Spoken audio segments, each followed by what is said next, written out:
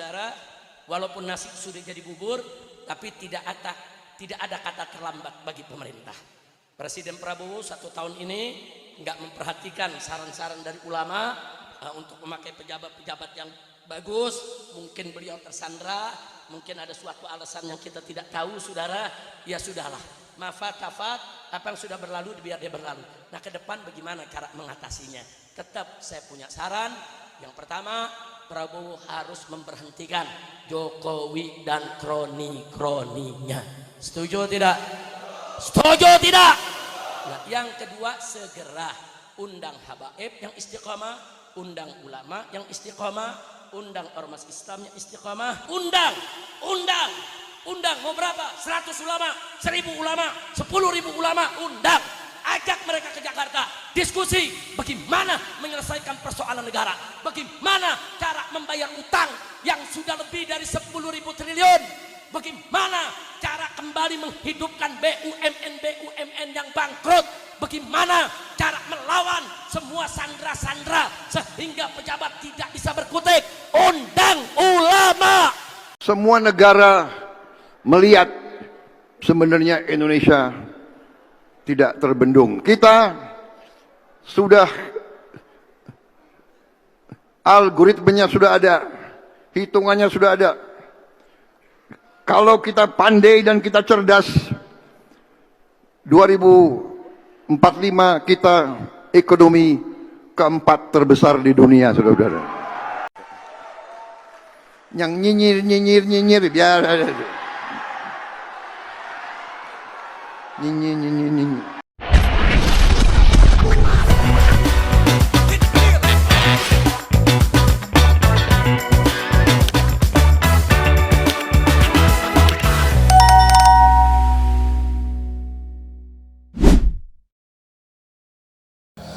Assalamualaikum warahmatullahi wabarakatuh, sahabat pelita yang dirahmati Allah ya. Barusan kita sudah menyimak cuplikan sebuah video yang mana video barusan itu mungkin ya mewakili apa yang sudah kita harapkan.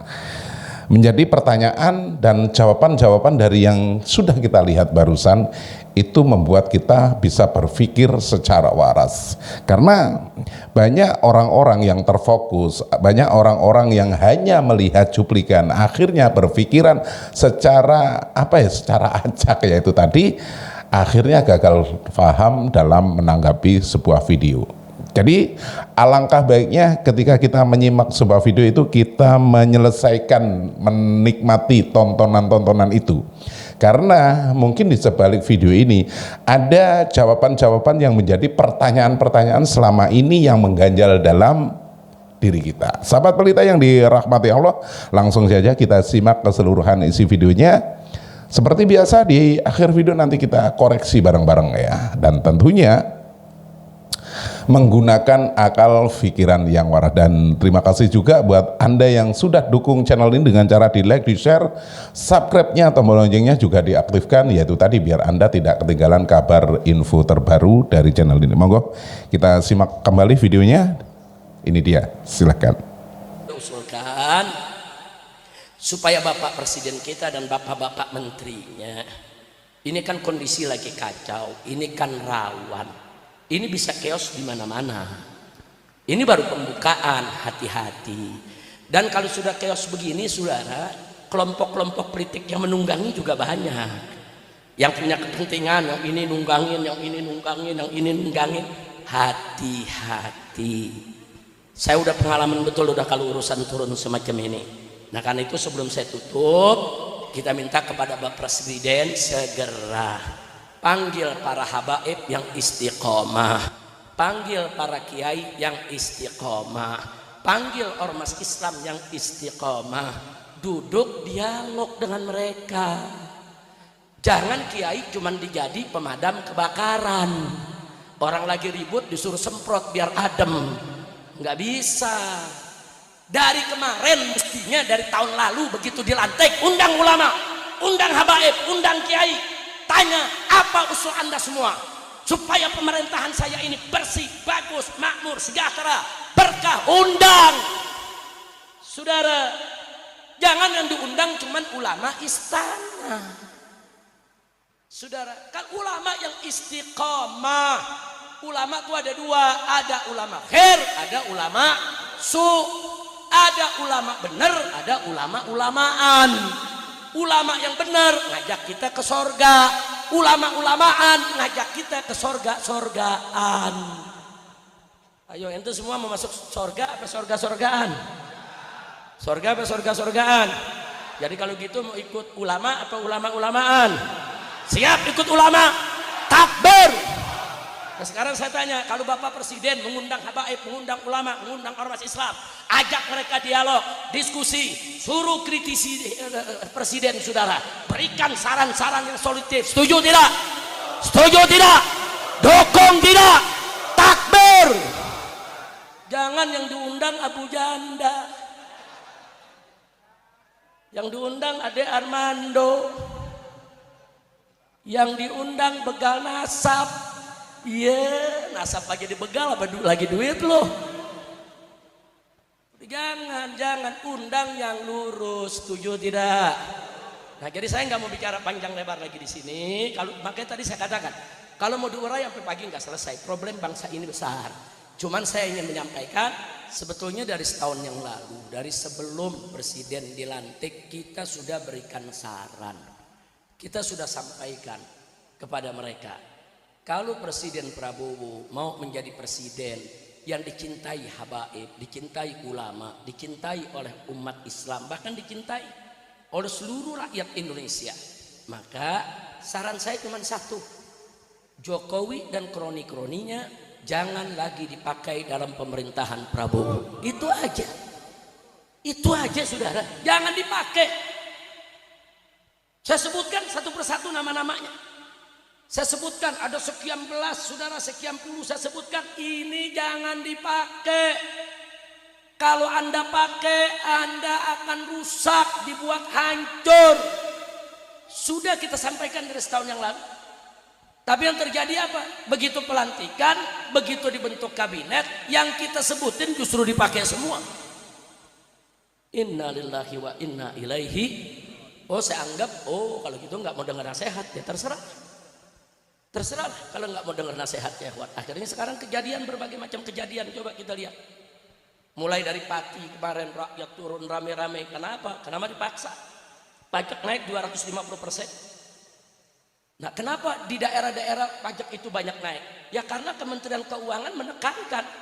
Ini pendapatan dari daerah mesti besar, di sektor pusat mesti besar. Ini kita punya utang ribuan triliun. Bagaimana cara bayarnya? Ambil aja dari rakyat. Saudara, makanya tadi saya katakan kok menteri jadi preman tukang palak.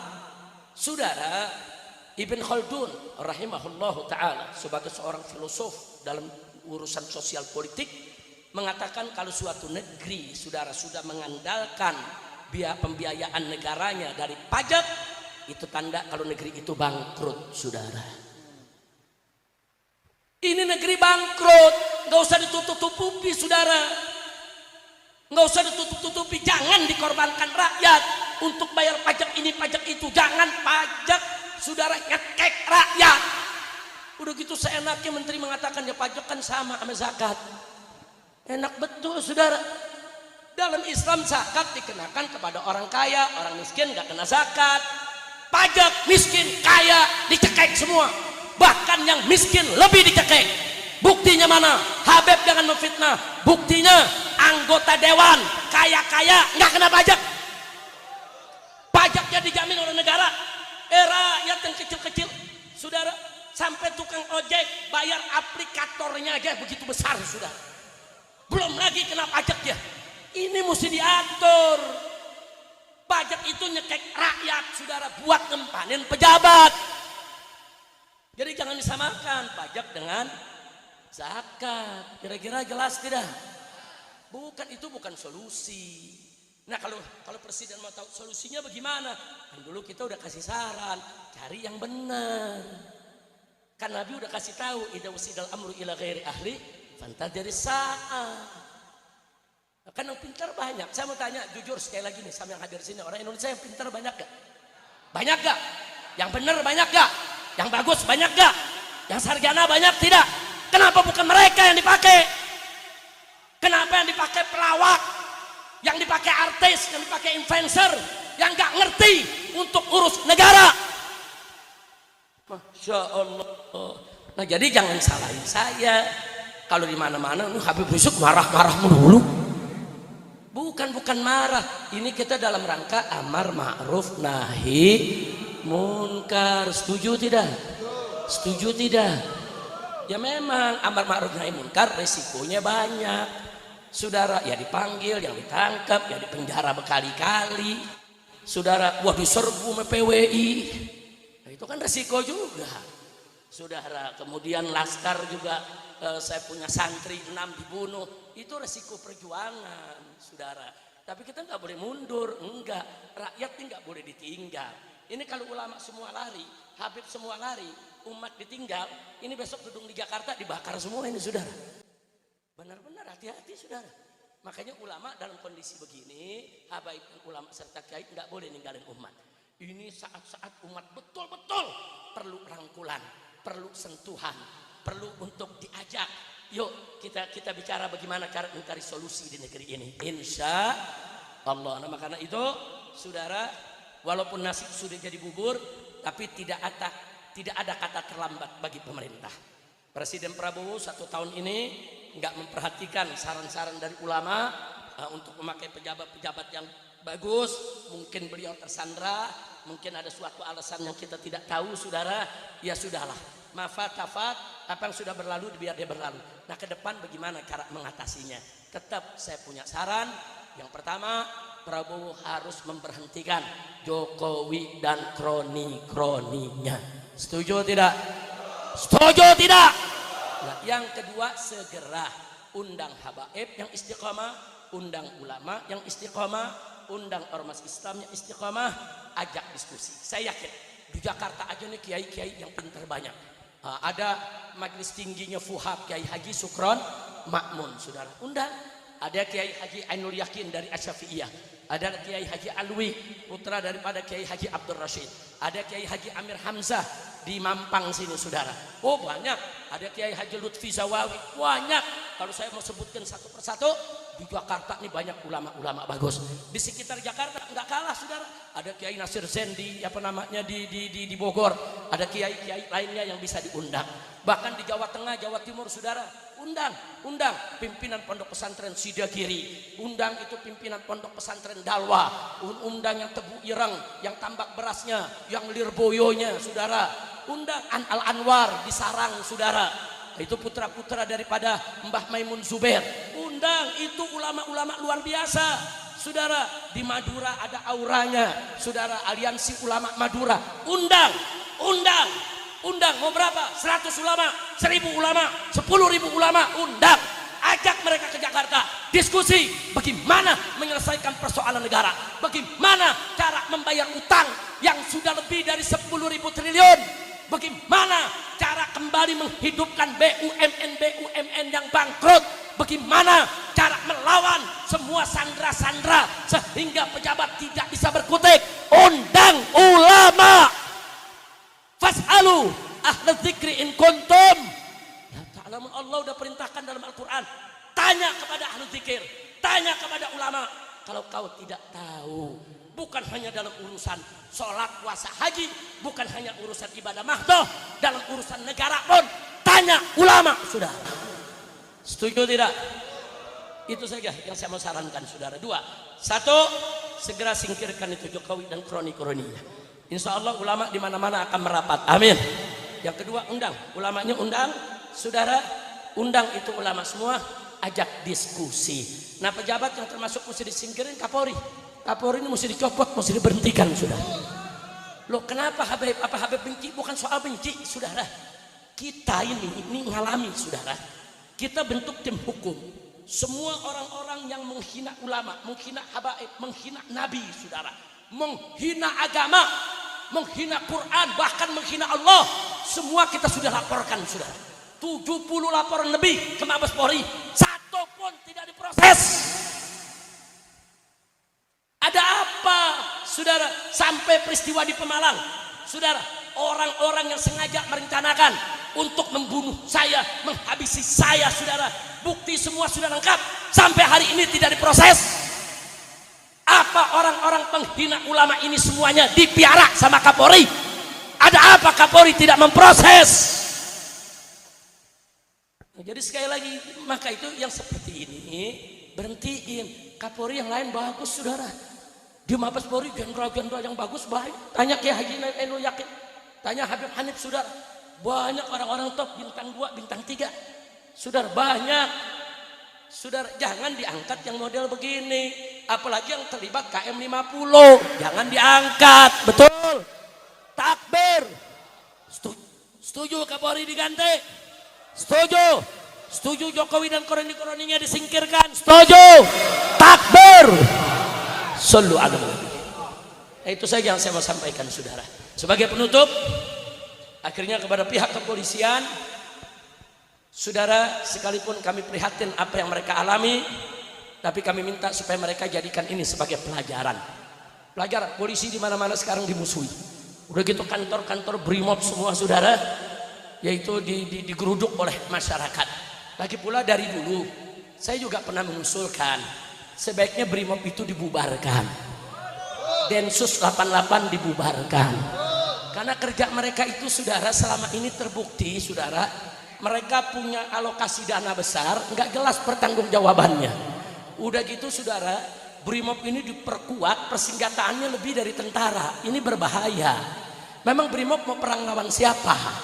Brimob itu keamanan buat rakyat, bukan perang lawan rakyat. Yang mesti diperkuat senjata itu tentara. Perkuat angkatan darat, betul. Perkuat angkatan laut, betul. Perkuat angkatan udara, betul. Perkuat persenjataan tentara. Kenapa? Untuk melawan musuh yang datang dari luar, saudara. Kalau Brimob itu mau lawan siapa, dipersenjatai begitu canggih. Mau lawan rakyat, mau perang sama rakyat. Dari dulu saya bilang Densus 88 bubarin, saudara.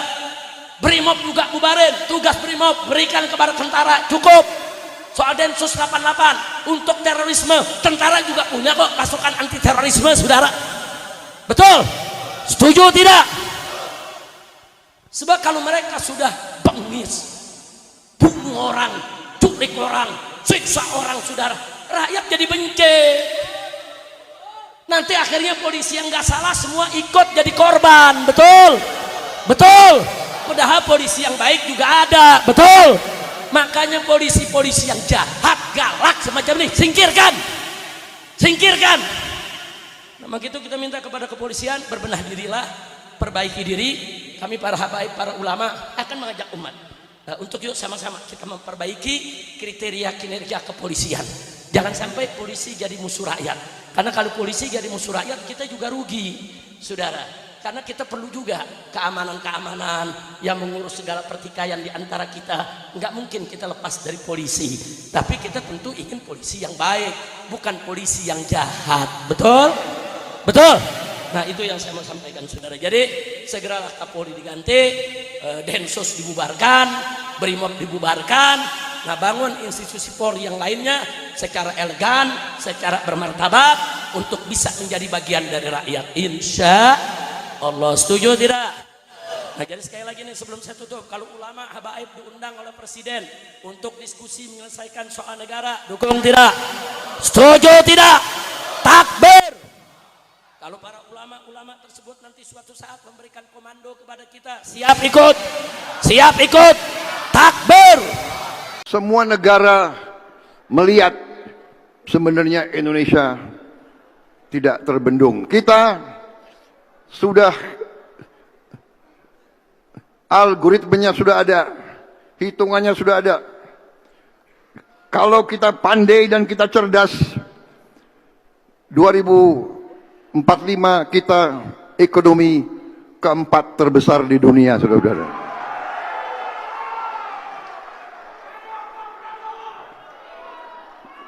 Ya, yang muncul nanti nomor 1 Tiongkok, nomor 2 Amerika Serikat, nomor 3 India, nomor 4 Republik Indonesia.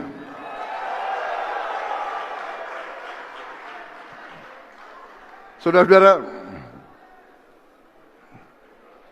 dan pada saat itu 2045 adalah 19 tahun lagi kan? 20 tahun lagi, ya. Ya, 20 tahun lagi saudara-saudara berada di puncak karirmu. Saya nanti di hambalang monitor kalian di bawah. Kalau belum dipanggil yang Maha Kuasa. Kalau dipanggil yang Maha Kuasa, aku lihat tetap saya monitor kalian.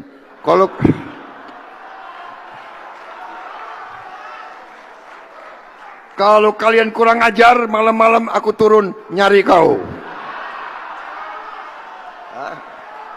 Jangan main-main kau. Kau melanggar, berkhianat kepada merah putih, aku turun, aku cari kau.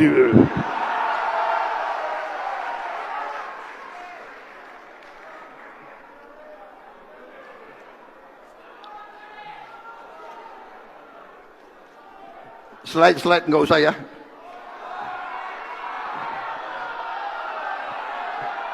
Kalian, mana saya punya staff, buku-buku udah dibawa. Udah terima buku-buku saya? Belum. Ini penutupan tanggal berapa? Tanggal berapa? Besok. Besok penutupan. Tolong ya. Rajif, besok buku-buku saya sudah di sini semua.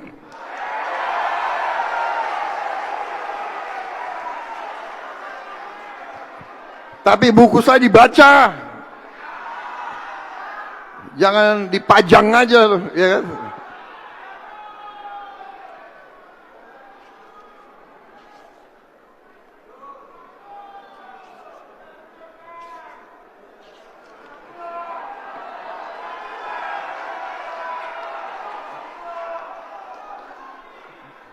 Wassalamualaikum warahmatullahi wabarakatuh.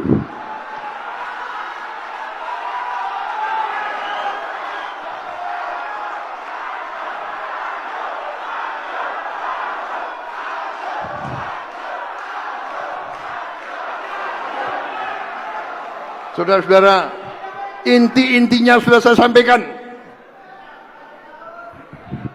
Kita butuh pengusaha-pengusaha yang militan, yang semangat, yang cerdas, yang tidak mengenal menyerah. Jatuh, bangkit lagi. Jatuh, bangkit lagi. Jatuh lagi, bangkit lagi. Dan selalu saya titip, kita harus bersatu. Gotong royong. Kalau ada yang menghasut, mecah belah, yakinlah dia bekerja untuk orang lain, bukan untuk orang Indonesia, saudara. Yang nyinyir biar nyinyir.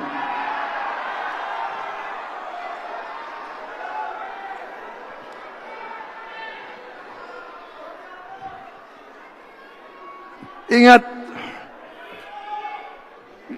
ya, ajaran dari guru-guru kita, biar anjing menggonggong, kafilah tetap terus.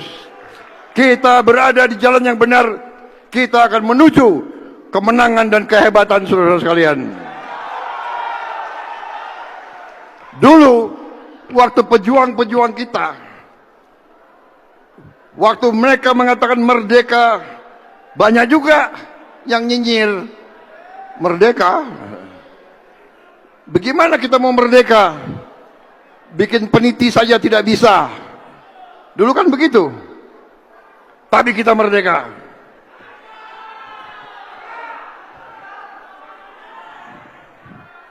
Saudara-saudara, percaya kepada pemimpinmu. Kami tidak akan berkhianat kepada kalian. Kami tidak akan berkhianat kepada bangsa Indonesia. Dari waktu muda pun kami siap mati untuk bangsa ini, saudara-saudara.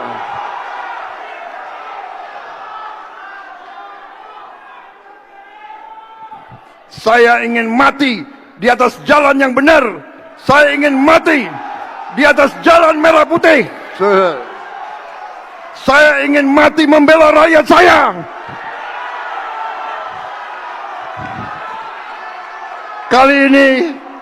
Kali ini benar-benar. Wassalamualaikum warahmatullahi wabarakatuh. Salam sejahtera bagi kita sekalian. Terima kasih. Hit me, jaya. Sahabat Pelita yang dirahmati Allah ya, keseluruhan video sudah kita simak dan sudah kita saksikan bareng-bareng ya. Semoga video yang sudah kita simak barusan kita bisa mengambil sisi baiknya, meninggalkan sisi buruknya. Kalau kita telan mentah-mentah keseluruhan isi video, nantinya kita bisa konslet sahabat Pelita ya. Dengan menggunakan akal pikiran yang waras kita bisa mencerna ya, dari awal sampai akhir tontonan ataupun narasi-narasi yang sudah kita simak dari video ini. Semoga kita bisa mengambil ilmunya, bisa mengambil